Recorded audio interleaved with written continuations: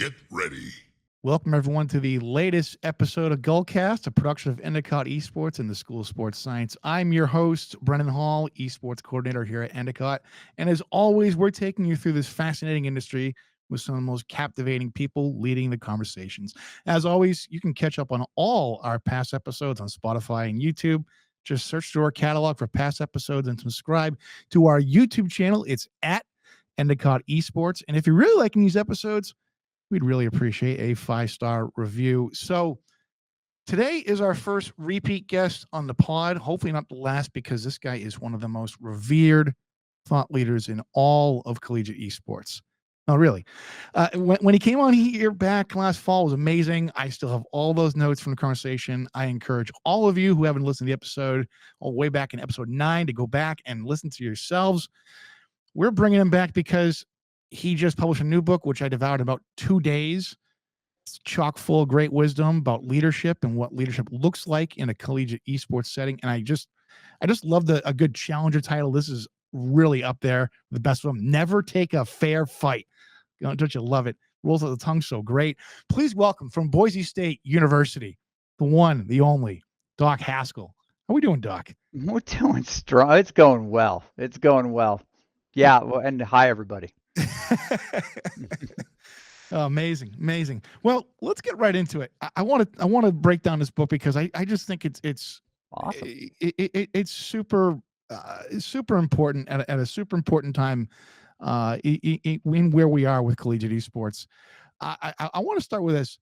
So the signature line, the line that inspired the title of this book. So never take a fair fight. So you mentioned, in the book, it's a line that comes from one of your proteges, who said, never wait for them to make it a fair fight. I'm curious, how did this all come about? How did you decide on this for your rallying cry? You bet. I mean, it goes back a little further, where as we were spinning up esports in 2017, we were about somewhere in the 30s of schools that were developing official programs, but we were poised to announce that we were going to become the third FBS school. Like Utah was first, Miami, Ohio second, Georgia State was fourth. We were third in that. There are over 200 Division I FBS and March Madness schools out there today, but it was really early for us. And our dean, Gordon Jones, at the time, from Harvard Innovation Lab, back in your neck of the woods, right? Yeah, that's where he's from. Gordon Jones. He was our dean in the College of Innovation and Design. Said very specifically that what we want to create here is an unfair competitive advantage. I mean, that sounds very Harvard Innovation Lab, but and that is the same idea. We want to create an untenable advantage for our opponent, right? We don't want to take a fair fight. And so we started the program with this idea that we were going to try to become, as we described it in the day, the Alabama of esports. Now, Alabama was the football presence at the time. It has shifted a little, but that was the message. We got our university president to say it. So never take a fair fight was inspired by Shifty, Nick Travis, for those of you know him, Clark, and before that, he'll shoot me. I'm not going to try to remember it on the spot here. I'll shout it out later when it pops into my mind. He's very distinguishable by his signature cowboy hat there. Yep. Shifty is amazing. He's a Texas guy, and he was our Overwatch coach. We'd like to be able to even get him back now. Conditions allow to have him work with our folks. But the point is, in games, so this is a really long explanation to a relatively simple line, but it's something that I really grab onto, which is with everything else that makes the game equal, or the landscape of collegiate esports, everything else that makes it equal, you have to position yourself in it to have an advantage, and whatever that advantage is. The never take a fair fight approach of Maryville University is they recruit tier 2, high tier 3 players that could or might someday or used to play in the top echelon of, say, League of Legends or Valorant, and they try to make them students. They go all in, they cover every expense for them, they bring them on board, but they've got to keep their seat, right? They may not be, that's their advantage. Dan's done an amazing job like cultivating that. Winthrop and St. Thomas, Harrisburg for a time, all try to replicate that. But that's their approach, right? That's their never take a fair fight. And so this book really is about coaching more than anything, and coaching gamers or leading gamers. If you're a director, I actually coach, but leading your gamers when they are the experts in the game. What does that environment look like? How do you understand how to lead them when they can know more about you, about the current meta, about the abilities, about the cooldowns, about what's being played, what isn't? Like, how do you work with people who are smarter than you in their discipline area? I break it into two pieces. Really, I think that the players are the experts in the game and the current meta, and coaches, directors, are experts in player selection, preparation, culture, and the dynamics around a team. We're the experts in the players are the experts in the game. And you have to have those things. I think that a good group of players can have success, at a time, in a bottle. I don't think they can have continued success beyond a certain period of time, because their interests change and people have to change, right? And it takes a leader to change those. So never take a fair fight. Sorry, $2 answer to a 25-cent question is that we never take a fair fight is to understand what the win condition is and always tilt what you're trying to accomplish in your favor. Yeah. We like the $2 answer to the 25-cent I question. love it. By the way, it's listen, Bill, listen, it's about taking those disadvantages and turning them into advantages, right? Yeah, 100%. Yeah. Yep. So Mike Krzyzewski describes it really well, because I consume a lot of coaching books. I'm on my second read of the Bill Belichick book right now. how do you like it, by the way? Because I have it on my mantle and I just haven't picked it up yet. But it's good. There are parts of it that feel like they have been more polished, but there is some pretty genuine, raw, open stuff. And on my second read, I'm more and more convinced that it's mostly his voice, unapologetic, but also fairly humble in a way that you don't normally see. Yeah. Cool. We've got the Jets next week, Well, as a seasoned veteran of those press conferences, I can tell you that that's pretty accurate. So. Yeah, we're on to the Jets. I'll have to tell you. I'll have to tell you a few Belichick stories of press conferences. When he gives you that stare, man. Mm-hmm. Oh boy, he could completely unravel you with that death stare. Let me tell you. And it could be an innocuous question, and if he decides he wants to answer it, yeah. Well, the book is really good for anybody who wants to read it. He talks a lot about the Cleveland, because he was there, obviously, when the team got plucked and moved in the middle of the night. He was with the Browns then. He talks a lot about his relationship. It's funny to hear him tell stories of Bill Parcells just destroying him, because he was the coordinator at the time, right? A coach and a coordinator for Parcells. And Parcells is the alpha, right? Mm-hmm. It's funny to hear him kind of take on a Sigma role as it relates to Parcells. There's a bunch of, it's a great read. It's why I'm reading it a second time. If it was crap, I wouldn't have picked it up again. Cool. Yeah, you mentioned about. Sorry, I cut you off. You're talking about like Mike Krzyzewski and that stuff. Yeah, Coach K. Talks about the 5 players as a hand, right? Undisciplined. The best you can get is a slap. Together as a clenched fist, uncoiling at the exact, you can deliver a knockout blow. And so never taking a fair fight is using what you have and the people you have to do something that that you couldn't do as 5 folks. It takes a coach to put those together. Let me give you a great example.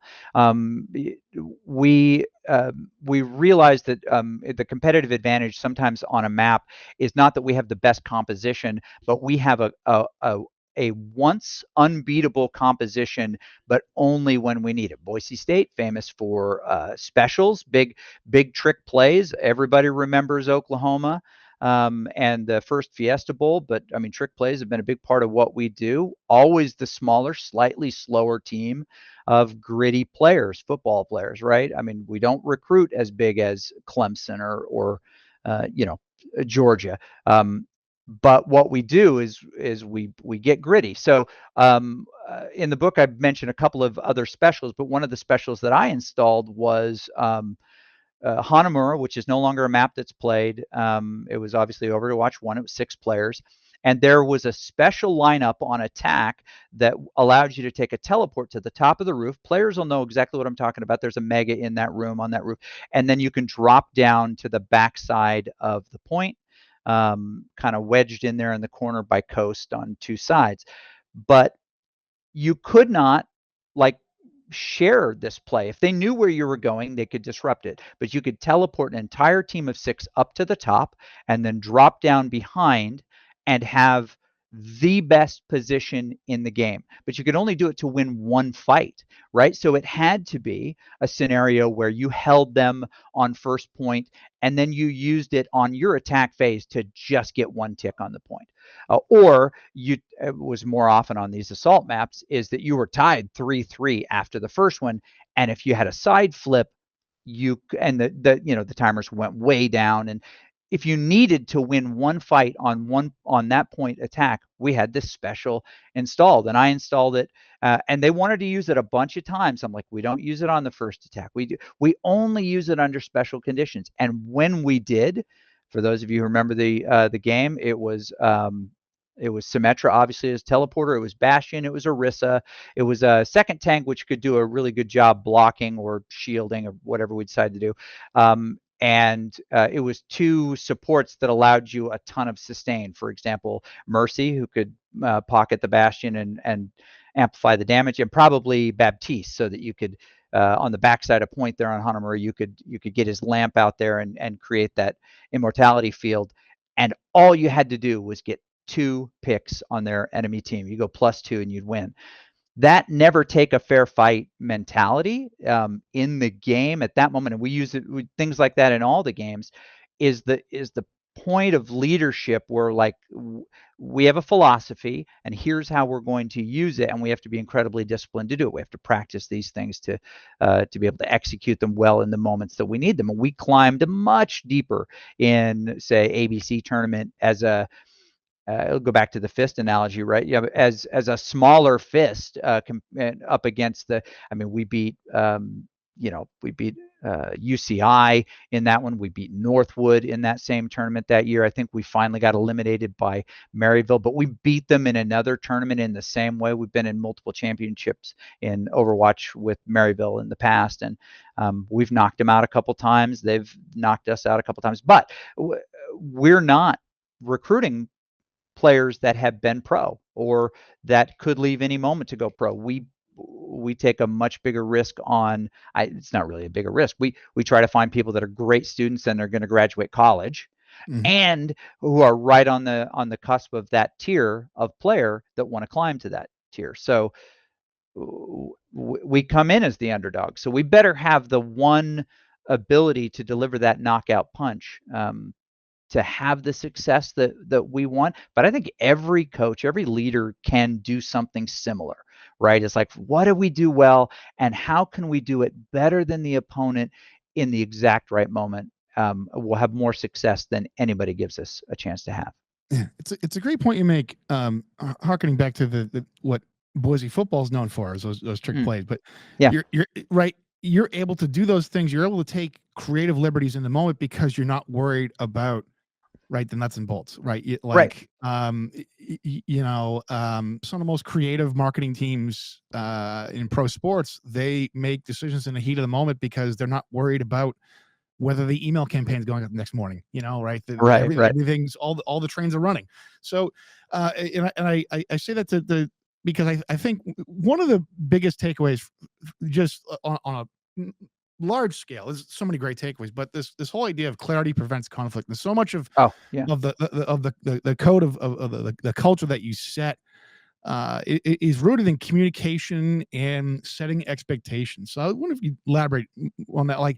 Have there been experiences along the way where like something wasn't going right, things broke down because there was Oh, like, God, you probably yes. go 4 So hours on that. many. Yeah, I could, Yeah, I could you probably get what give I'm trying to 3 set you up here? Yeah. credits. So Yeah, I could give 3 credits on how to screw it up. Boy, I'll tell you what. Um, a big part of that, and you and I have had a chat going too, a big part of that is the willingness to just culture is demonstrated by the leader, and it's the rules by which we operate. Anybody, I mean, there are lots of different cultural things out there. I'm really attached to the Tim Kite philosophy above the line, which is what we use a lot here now. But obviously, you use it enough, you start to modify it for your purposes. But um, uh, I've screwed it up, right? I've screwed it up by trying not to hurt feelings. I mean, disappointment is like debt. It accumulates, and when it comes due, it can be crushing. And so, if someone's not going to make a start, they need to know it is very unlikely that you're going to make a start. They need to be warned that they're probably not going to play. I'd like to bring you on. Let me give you an example. I'd like to bring you on this team this semester. You're going to be in the 7th position. You're going to have an opportunity to climb and to earn a starting spot. That's entirely up to you. But I want to be completely clear. Most scrims, you won't play at all. You'll be asked to take notes. Most matches, you won't get any playing time. Here's what I believe I can do for you, but this is what I'm offering, right? And it may not seem fair. You may have been on this team before, and you may have been a starter. That's actually happened with us. But what I'm offering you is an opportunity to fight for a spot, but no guarantee that you'll get there. Now that sounds a little harsh, maybe, or maybe the way I delivered it, you're like, yes, you're gonna jump through a brick wall for me. But I've done the opposite, which is, yeah, oh yeah, let's see how it's going to go. And hoping in my mind, maybe that opportunity made itself available, but in making the right decision for the team, the players who need to be in for us to win the match with comfort and good reps, because you know what comes after that game is really important also. You know, if we need that just to lock in, yeah, we're going to probably win, but we need more time with our starter since this person's been out sick. Putting the right players in the end, you end up disappointing people. So um, that kind of clarity um, creates confusion, and that clarity prevents confusion. Clarity yeah. and sometimes disappointment prevents bigger disappointment down the road. That was the sort of the question you're asking. I've got Right. examples of that I can give, but yeah, tell me where you want to go with it. Yeah, no. I mean, because sometimes, right. I live by the saying of failure is the portal into discovery. Yeah, Right. You think back to moments of like, man, if that's the case, I'm freaking Einstein at this point. and maybe I'm Oppenheimer. Who knows? No, I mean, I think reality is like Actually, let me jump in there real quick. Yeah, yeah, failure is the portal to discovery. That is how I even became aware of culture being deliberate, right? yeah, You hear me say it. It's in some of the documentary stuff that we do. It's that you don't get the team you want, you get the team you build. And that is a mantra around here all the time. It's not what they have, or it's not what you want. It's what you develop, and you take the time to develop. I was 3 years into this gig. I mean, 2 I started to notice it, but year 3, I'm like, why am I hitting my head against the same types of issues? Let me explain what they were. Players complaining they didn't have enough benefits. Players frustrated that there were too many people on the roster or not enough people on the roster. Players frustrated that the B team never got to practice against the A team. All of these points of frustration, and every student had a point to be frustrated by. And when they explained it, they were complaining, but it was accurate and valid from their position. What was missing was not, and I tried to solve all these problems, right? What was missing was not the problem. I mean, it was not the exact right solution that saved everything. It was how to deal with these problems when they come along, because they weren't getting any easier after 3 years. We were trying to be the Alabama of esports, and we were going to these big events, and we were starting to recruit people. We're starting to have success, and we'd finally gotten a scholarship, moving, and we were going to start scholarshiping students. there's no amount of money that fixes all your problems. Dan will tell you. Lots of big schools. Joey Gariziak will tell you. I mean, money doesn't solve problems. Culture gives the keys to everyone to solve the problem. And so for us, it is a above the line, below the line, simple, diametrically opposed thing. Above the line, you're owning it, you're solving it, you're admitting when you make mistakes, you're actively trying to be better. Below the line, you're blaming, complaining, defending, or deflecting. That's not me. He did that. He lost that fight. Everything below the line is counterproductive, and you will only see diminishing returns on the energy you put in. Eventually, people will get frustrated and leave. And I'd experienced that for multiple years. It wasn't until that failure you talk about where I was like, oh, look, I better figure this thing out, or I'm not going to do this for very long. Right? This is way too hard as it is. I want students to have more fun and more success based on the amount of time I'm putting in. I can't fall on my sword for them this way. So I just started picking up coaching books. And I'm partial to football and basketball, especially collegiate, but also NFL. And so I'm just starting to consume everything. And at this point, this is year 3. Summer of year 3, I'm at the beach, and I'm not kidding. I'm reading Above the Line, and I'm reading Steve Belichick's Football Scouting Methods, which is Bill Belichick's dad who wrote. Great. I love that book. I love that book. What a throwback. Yeah. Great book.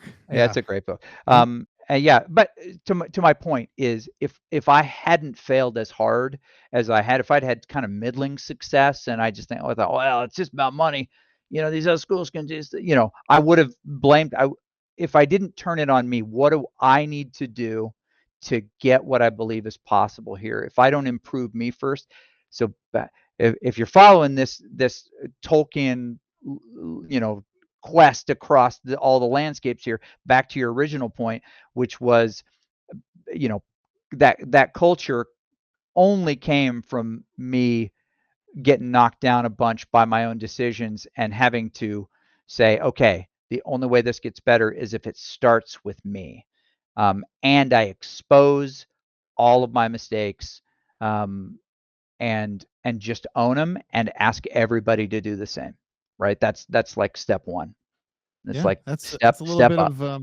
It's a little bit of extreme ownership, which I've had some of my students take up on. There are a lot of different flavors of spice here. I mean, think of leadership kind of like Buffalo Wild Wings. I mean, there's some pretty intense ones out there, but they're all just variations on a theme, right? They're, how can we take this thing and just make it a little bit different to make it our own and for other people. There you go. Now I'm hungry. I'm just going to go to Buffalo Wild Wings now. Well, if we could go into one of those flavors there, because you mentioned about above and below the line, which is kind of a signature of a guy that's influenced a lot of your culture, Tim Kite, which also influenced a lot of another coach that you took a lot from, Urban Meyer, right? Right.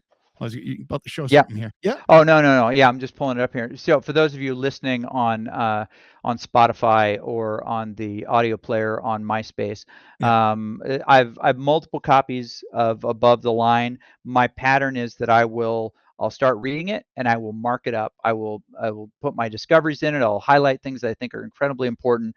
This is the Urban Meyer story when he was at Ohio State. And we're coming up on 10 years since the publication of this. He's done some other things since, some quite unpopular. But I don't want to throw out the messenger and the message at the same time, because I think that this moment, everybody's history with a big property, even yours with Endicott, when you leave it, it doesn't die, but it does exist in a snow globe. And that's the way I tend to think about people's experiences. He said truthful things, even if he said dishonest things later, right? I'm not saying he did. I'm just the dichotomy of who somebody was at a time. Anyway, but he was heavily influenced by Tim Kite. Tim Kite contributed a lot to this book. For me, Above the Line is the most clear distillation, but also told with football stories, of the philosophy, which essentially just gives you, Tim Kite calls them response factors, R factors, which are, here's how you deal with this, or here's 6 ways you can deal with anything that isn't what you want, in an above the line way. And here's how you don't deal with anything. You don't blame other people. You don't complain about it. You don't defend or deflect it, right? Because you're a victim then, and you got to take away the ownership of the problem, and you own it, and then you can fix it. Yeah, and they're very to me these 6 hours are pretty clear, right? Press pause, get your mind right, step up, adjust and adapt, make a difference, build skill. That's all. When you talk about different flavors of culture, they all kind of, those are like really the 6 pillars almost. I don't know what's missing from that, but like anything can kind of bubble up to one of those 6 things, right? When you're thinking about your response to well, yeah, and let me give you a absolute great example, right? Is that we're in a match, and there's an absolute miscue. We should be winning this, and this happened. I'll just use Overwatch as an example again because we kind of keyed that off. We miss the comp on the first one. We don't play it right. We didn't talk about where we're going to play. We're letting each other down by not communicating correctly, right? And we have a strategy for how we calm, and we try to hold ourselves to that. Maybe I don't like shake them up. I like trust them to try to do this thing. And people make other mistakes. Somebody comes out on the wrong thing. In short, we lose the first map. What we do then is more important than anything we've done before, because yes, we can pass blame around. Somebody can say, well, you didn't play the right support, or you didn't pocket me when I went in, or you didn't tell me you were going in, or you used your ult without telling anybody and we couldn't follow up, and and they did this, and we can blame each other for all of those things, or we can identify something that we can fix in the moment. And as a coach and with the headset on, that's what I'll do first. You guys, that map is on me.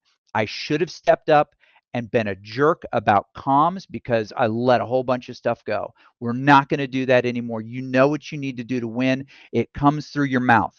So you need to do this. You need to, you need to call last fight. You need to get us into the ult conversation. You need to tell us before you're going to use barrage, because we all have to follow up.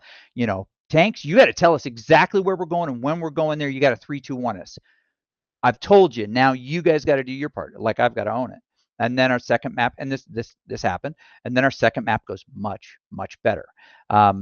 But that only begins when we identify what we can change about it, and that's what our factors do. It doesn't matter what the disappointment or the frustration is. That's where it begins, and that's what I didn't know for real when I started coaching. And I'd coached football before. I'd coached for many years. I coached band at a very, very high level, and it never dawned on me to do the things that I had done then, which is, hey, you got to cover down. You're listening to the base here. You're lining. Like giving them these responsibilities and holding them accountable to what they need to do. I wasn't doing that with the gamers. And it wasn't until I had that, we'll call it a crisis of conscience. Like, how can I, either I'm going to be, one of the most effective coaches of my period of time, right? Or I'm going to be forever frustrated with the performance of our players, and I'm going to wish that I had more of this player and less of this player. And it was that reading that made me go, no, it's actually very, very different. It's actually easier than I thought if I'm consistent and I follow my own advice. So, sorry, we got sideways into the weeds there. No, listen. I hope nobody I'd rather get sideways into the weeds with than you, my friend. Okay. All right, I like it. Kind of like the movie Sideways. You ever seen that one? Yes. Yes. Great comedy. I want to shift here to something really kind of two topics I would love your thoughts on here. Preparation. The detail you get into with preparation, right? Right. Sorry, I'm kind of fumbling with our words here, how I want to ask this, but no, I'm going to turn this around on you. Oh no. Here we go. So you showed it to me before we got started. You've got a page in notes here, and I want to be clear to everybody. I wrote this not because I thought, I'm a big shot. I'm going to write a book. No, I was asked to do a presentation by Connor only from NACAD this summer on coaching Overwatch advanced level, right? And I'm like, okay, I got this. And I started writing. I just started writing the things that I want, like fleshing some things out, like what are the things I want to say. Here's the problem, is that I could not stop writing. If I introduce something, I'm like, yeah, make sure you have good comms. Well, here's what I think good comms are, and here's what I think the active phase really needs. And I mean, like, oh, and I want to show an example of that. And here's just, I've realized after 8 years of doing this, I had a ton of stories, and I just kept writing, figuring I'd hand out a PDF. And 150 pages in, I'm like, shoot, I probably have to organize this, don't I? I do. I have to organize this, and so I'm not trying to. The margins are so low, and the community of people is so small. I'm not making any money on this, and that's fine. That's not my intent at all. But I wrote this, and you've read it. You're very complimentary of it, but you showed me your notes. And as somebody who takes gratuitous, freaky, I've got so many examples I won't bother you with, but of just like crazy notebooks full of notes. I'm just pulling one of like 6 that are from my thing right here. I complete one of these things like every year. It's a problem. But it's like the Silmarillion over here. I carry one around. I'll show you really quickly. This is my, I slapped a few stickers on it. And I got this year. I went with my Nirvana, Oasis, Bucky sticker, Tribe Called Quest. Yeah. And each one of these is just full of so I have my 10 commandments right here. Yeah. I live by. One of them is kind of profane, so I don't know if I can show it here on screen, but be better today, be actionable, be accountable, don't over communicate, nothing, nobody gives a blank. Yep. Eliminate noise, eliminate junk, you're good, own it, and win anyways. Those are 10 I just came up with myself. I was in some. Can you say no one gives an Antor on here? I probably can't. That's probably. I'll play it safe just for, but it's full of like if I'm like, like I have such a long commute that like I eat up podcasts, audiobooks, and voice noting myself the whole way, and then I'll go write it down later for retention. So it's just full of like wisdom, and then like I like to cook and I like to bartend. So recipes. Yeah. Yeah. So my question to you. Yeah. So we took the scenic route here. My fault. Usually it is. When you talk about preparation, what are some things that you thought were important enough to lift out that your listeners would benefit from? Everybody knows this. I'm quizzing him here. Yeah. No. One. I'm just trying to think. Like with preparation, like if it affects performance, it belongs in your plan. And that's an important point there.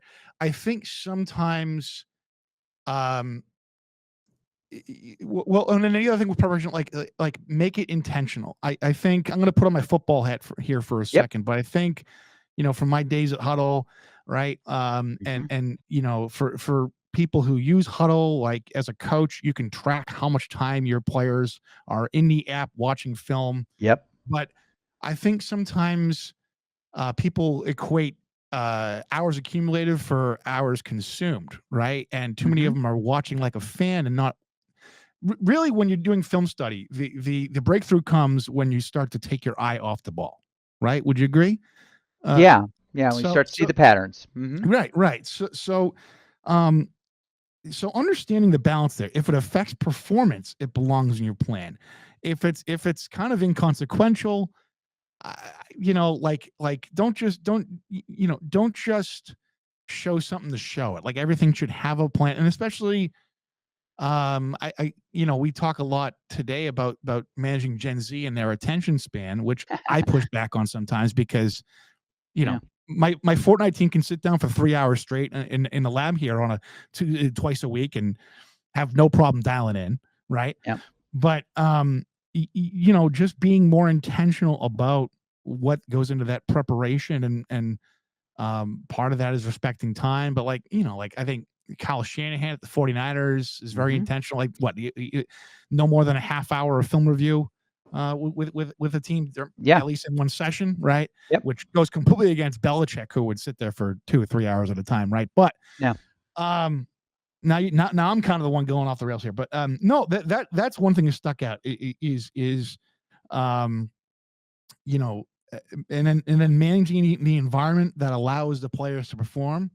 There was a lot of little things you pointed out that um, maybe I might have not have, maybe I might have taken for granted before, but like you hear all the time in the NFL, like showing up at the stadium on game day and knowing like what you're going to be doing every minute leading up to kickoff Yeah. actually makes a world of a difference, It does. right? Yeah. Yeah. So, for your players to know what uniform they're wearing, know, what time they're expected to arrive, knowing that you've got your bag full of everything that they like in case they miss something, peripherals or Yep. whatever, like Yeah. knowing that they don't have to worry about all these other things allows them to concentrate on that game plan, right? Well, So, and a lot of coaches, a lot of directors will say, okay, we're walking over at 10:30. We don't do that. We say your wake up call is at 7 a.m. Rotate showers. If you don't want to shower in the morning, you can shower at night, but make sure that you are ready to go. This is the gear we're wearing. These are the shoes that we're wearing. You need to have your bag with this stuff in it. We're meeting in the lobby at 8:15. We're going to have breakfast. We'll eat 40 minutes for breakfast, whatever. And then we're going to have a 15-minute team meeting. You'll be returned to your rooms to get anything else you need or anything else you forgot. Then we'll meet in the lobby and we'll walk over.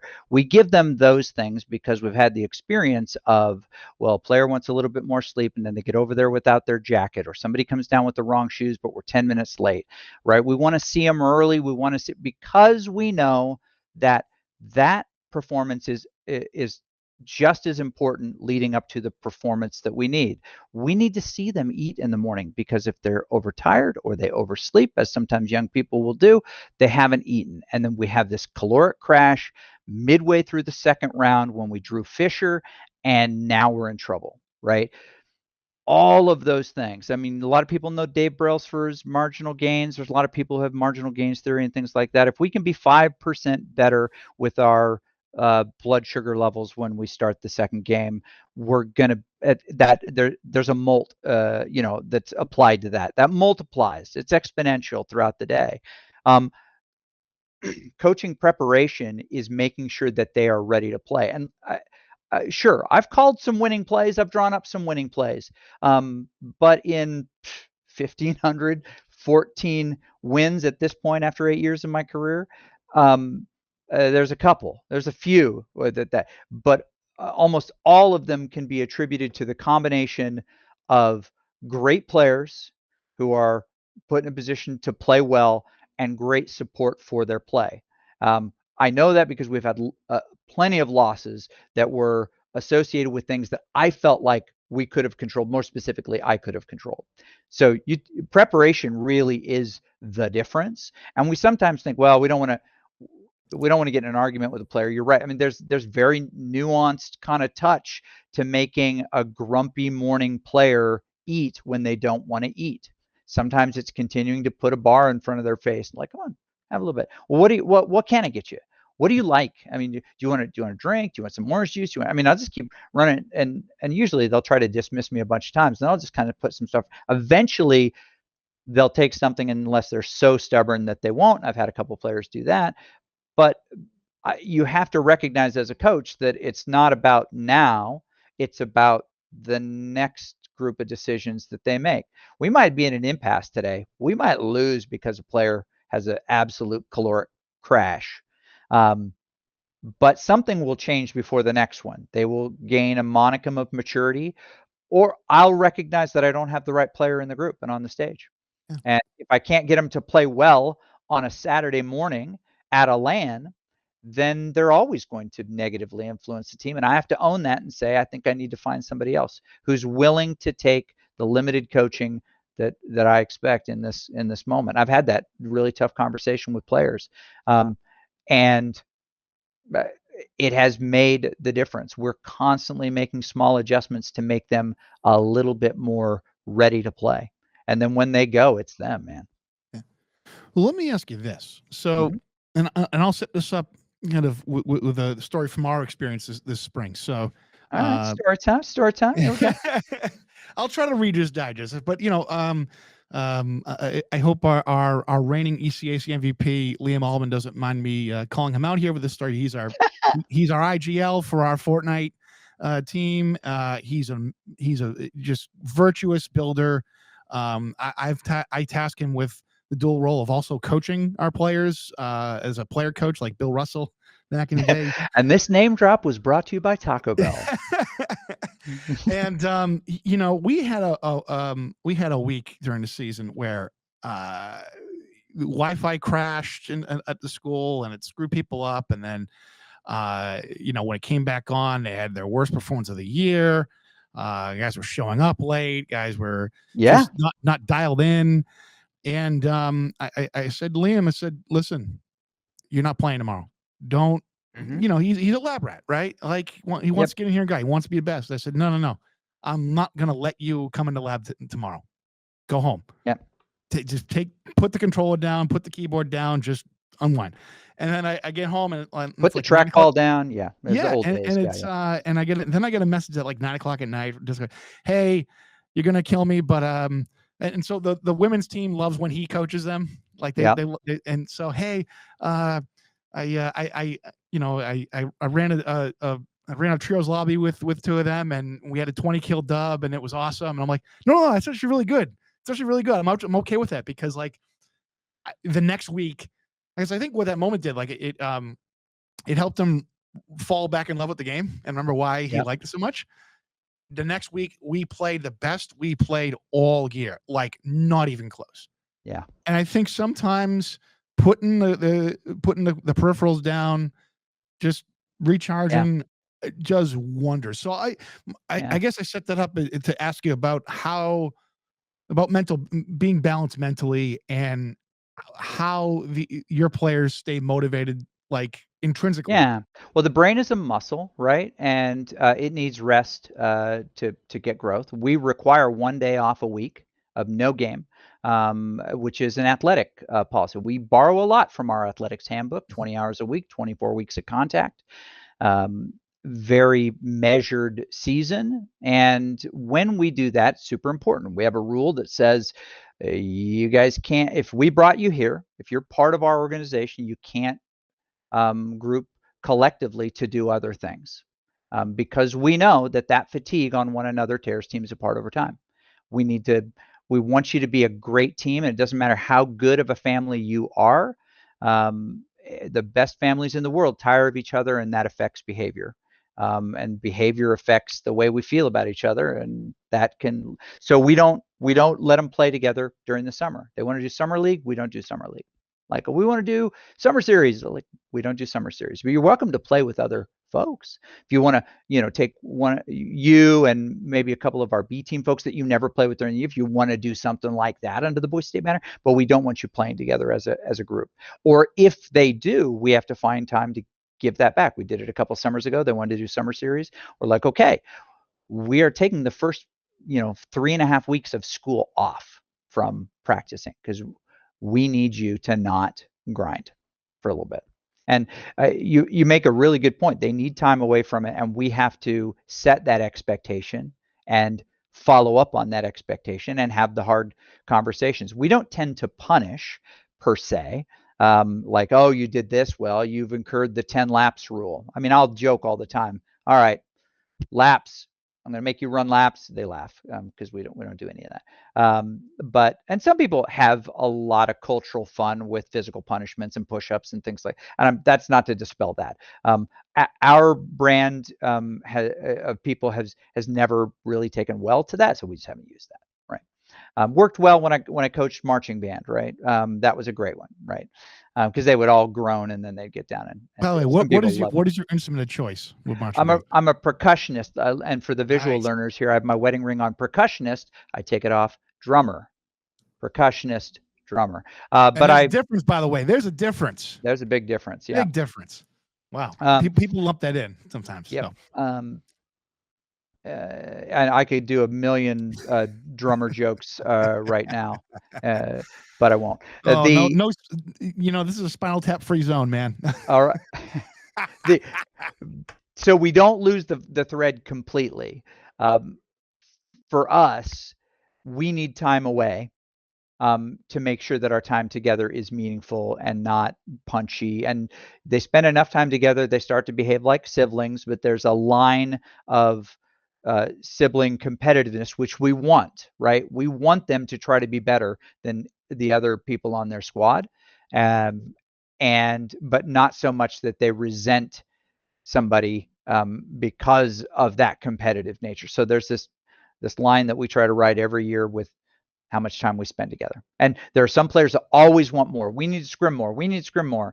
And other people who are like, you can tell by their engagement in the game, they're in a waning period of their love for the game. And I say this all the time. You've probably heard me say it a bunch of times. Everybody's, yours and mine, every player, doesn't matter their level, every player's relationship with the game will change over time. And eventually their role with the game will change over time, from player to fan, and on our teams, they will eventually graduate from player to fan, or in our case, usually here it's player to broadcaster to fan. All of that is finite, and we can get them to that place of checking out of the game much quicker if we overdo it. So we have to measure those things. You ask a really good question. I gave a massive answer, but we limit their time in the game, and we don't overdo it, because for that reason, that refreshing little break builds the passion again. I want to ask you one more thing about this is something I have trouble balancing at times, but I think I will never apologize for how vulnerable I'm willing to be with my team. I think, I think the kids that come in here, they want to be, they want to come to a place where they feel safe psychologically, right? They want to come to a space where they feel like they can be themselves. And I think vulnerability is an important tool for that. When the person in charge is willing to, you mentioned this at the beginning of the recording about owning your mistakes and being willing to sunshine these things and understand that the feedback might hurt, right? There's also a balance, right? Because we got to be the adults in the room too, right? We're not these people's best friends, right? As I told you before we recorded, my father used to say, if you want to be a great leader, be a great father, right? And so one of the more important things that he used to do in his time as a business leader was kind of make rounds on the floor and just not even ask questions about work. Hey, how's the family doing? How's your kids' softball going, right? So I guess the question it's about vulnerability, and maybe it's how you balance that, creating a place where people can be honest with themselves, can be vulnerable in front of one another, and also understand that, like, hey, Doc's still the guy in charge here. Does that make sense? Yep. Like democratic without being completely democratic. Does that? No, I mean, we make the statement up front, like, I mean, we give them at the beginning of the year, here's what you get, here's what we expect. And I make it completely clear. I'm like Coach Kelsey Mosier, Peyton Wilkin, who are a couple of our game specific content coaches, and both Kelsey and Peyton work in our program here. They're in the building. They're leading the students. They don't compete unless I've got a headset on most of the time, because I just can't stay out of it. But they understand that as the head coach, I will and I say this in front of those other coaches too. I said, I will decide who plays and who doesn't. And if somebody gets benched, it's because I either agree completely with the coach, or I've told the coach this is what I want. And that's important. So I also make it completely clear to them that you're here. It gets emotional too, but I mean, when we offer scholarship to somebody, we're not trying to get that person to come in and win games. We're making a commitment to support them through their education. And I'm making a commitment. I'm going to have you in my life, not for the 4 years you're here. I'm making a commitment to you for my lifetime, right? You're one of my people, right? I'm bringing you here because I want a relationship, and I want to spend time with you. And I think we can do big things together with this thing we share. But there's a time where that will end, and I most likely will decide, not you, when your last game will be. Artie Rain, who's a really well-known broadcaster, everybody knows Artie, played for me for a number of years. And we had that conversation not long after I'd understood my role in leadership and culture, which I'm still understanding. I mean, but a number of years ago. And I said to the team at the beginning of this year, I'm going to pick some last days for each of you and start to rotate you out of the lineup, because I don't want your last game to be in a playoff loss on a random Saturday where no one can celebrate it. I want you to stick the landing. I want your friends and family here. I want us to celebrate the experience that you have. And so we have days where we celebrate a player. We pick it kind of as their senior night, and we spread them out through the year depending on when they're graduating. That ownership of I decide frees them in ways. It sounds like I'm taking away their agency. That doesn't. It frees them to not have to make a decision that they have no experience making, and they will either do for selfish or counter selfish reasons. Oh, I can be done today. No, the team needs you, right?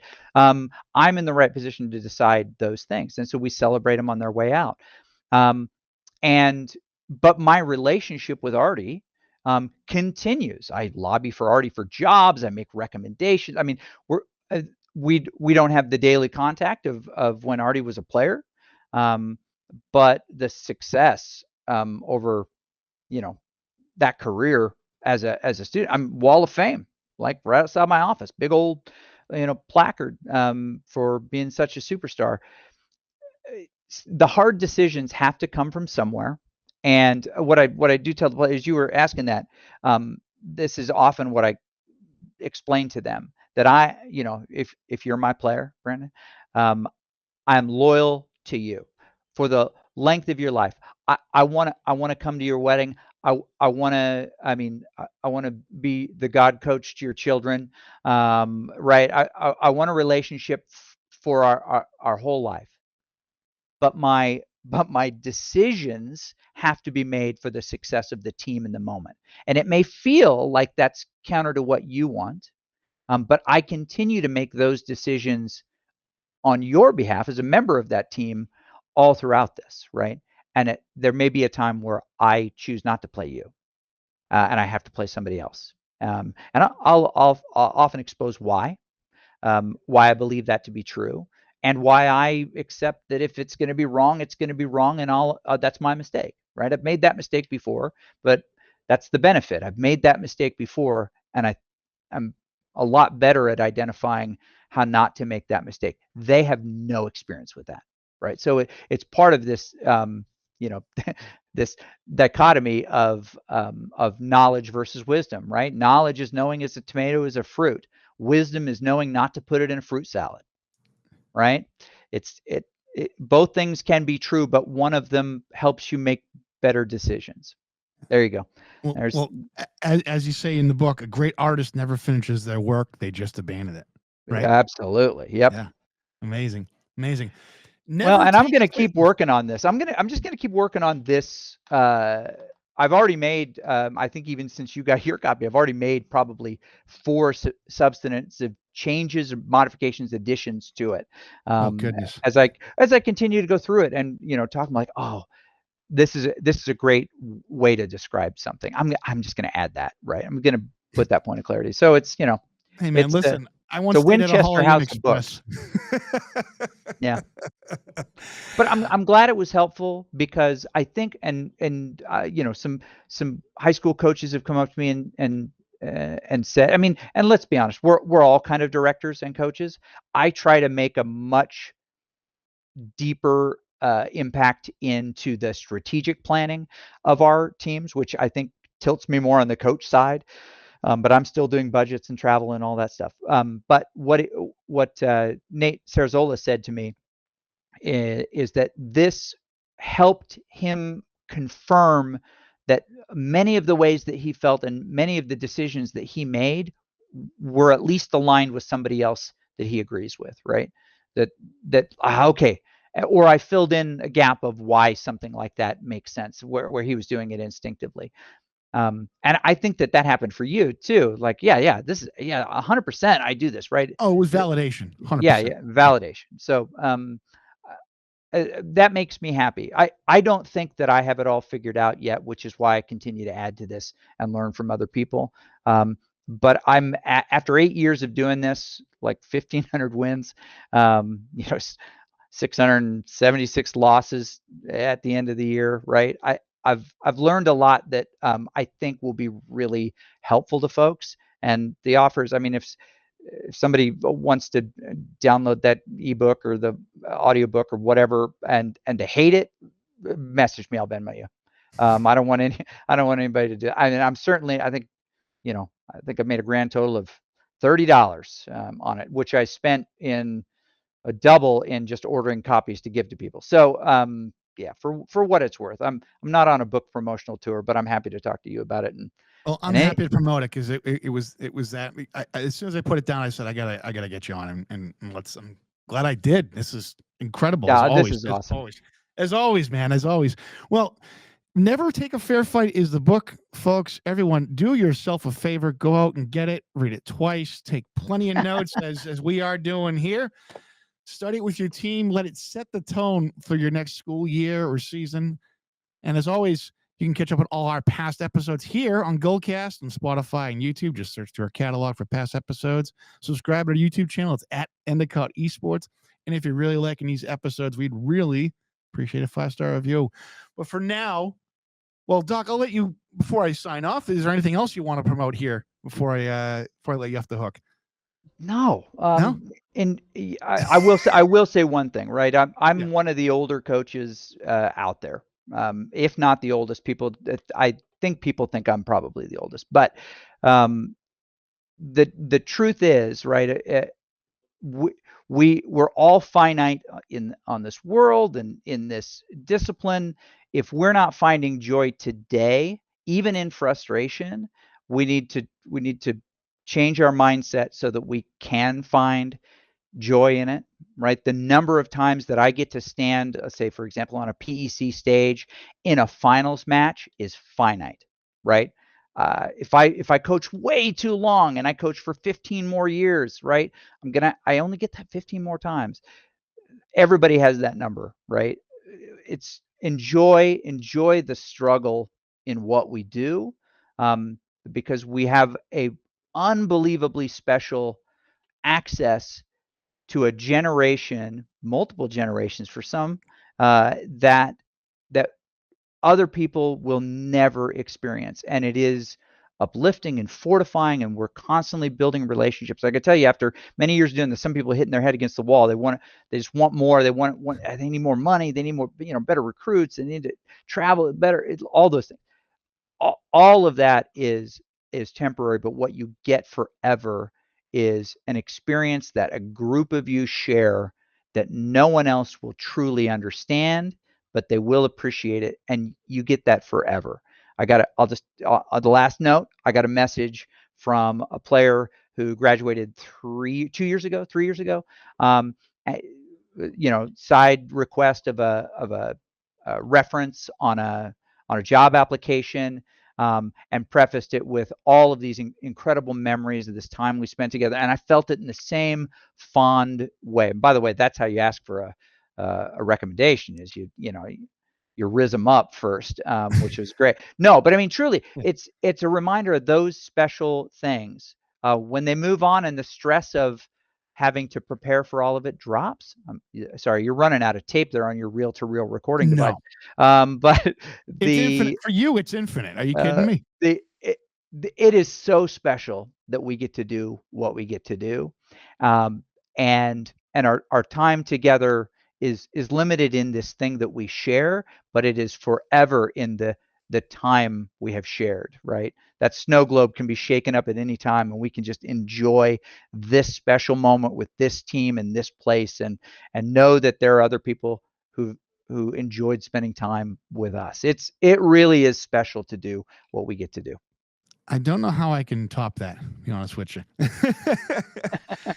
Man, that's amazing. But yes, again, folks, Never Take a Fair Fight. Please go pick it up. This is an amazing book. read it over, let it set the tone for the school year.